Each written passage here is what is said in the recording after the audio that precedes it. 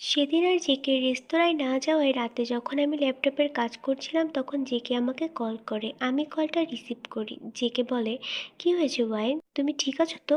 Wine, হুম, ঠিক আছি। JK, তাহলে আজকে কাজে আসলে না কেন? ওয়াইন, আসলে আমি নতুন একটা জব করছি তো তাই। জেকে, তাহলে কি তুমি আমার এখানে জব করবে না? ওয়াইন, এমনটা না, আসলে আমার অনেক টাকার দরকার। আর তাই এক জায়গায় কাজ করে উপার্জন করা সম্ভব না, তাই আরও এক জায়গায় কাজ করব। জেকে, ও আচ্ছা, তাহলে কালকে আসবে তো? ওয়াইন, হুম, কালকে অবশ্যই আসবো।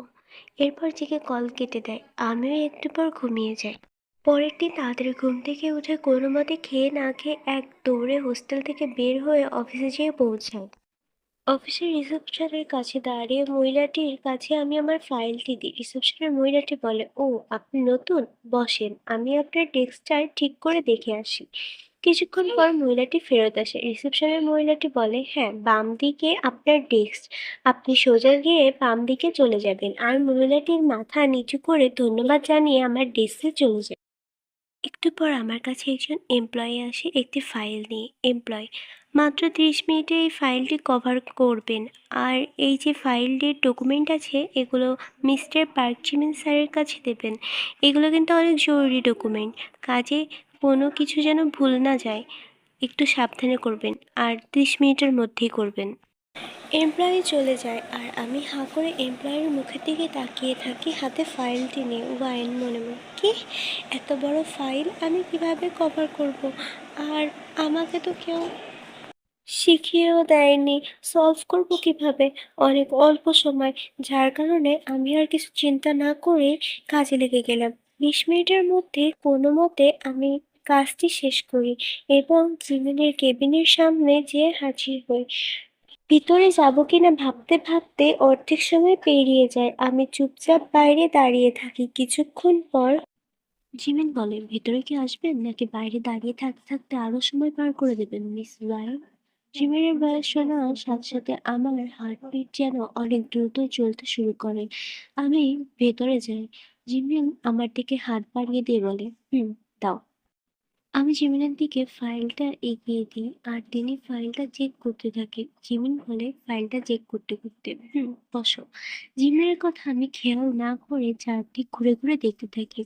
জিমিন টেবিলের উপর বাড়ি দিয়ে, কতবার বলবে এক কথা?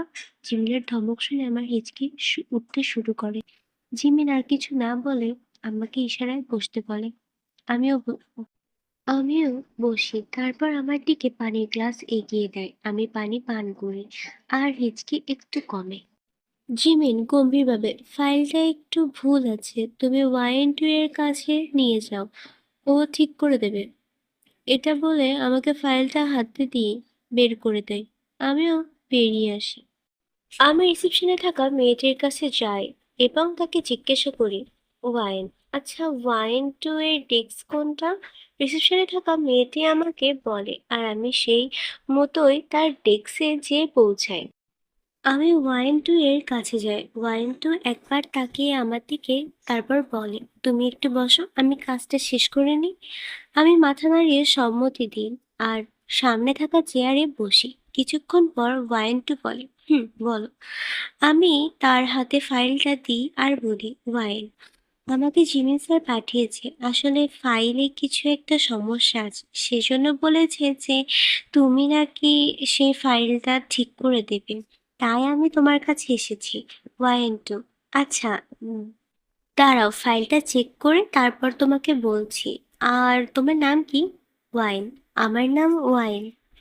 ওয়াইন টু বলে, ও তাহলে তুমি সেই মেয়েটা যার কোনো ডকুমেন্ট চেক না করেই জিমিন তোমাকে চাকরি দিয়েছিল? ওয়াইন, হুম।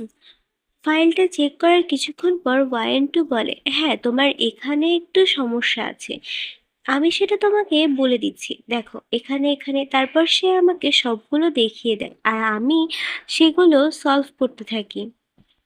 ওয়ারেন্ট টু বলে, আচ্ছা ঠিক আছে, তোমার যদি আর কোনো সমস্যা থাকে তাহলে আমার কাছে নিয়ে আসবে। Wine, thanks. এবার আমি চলে যাই আমার ডেস্কে।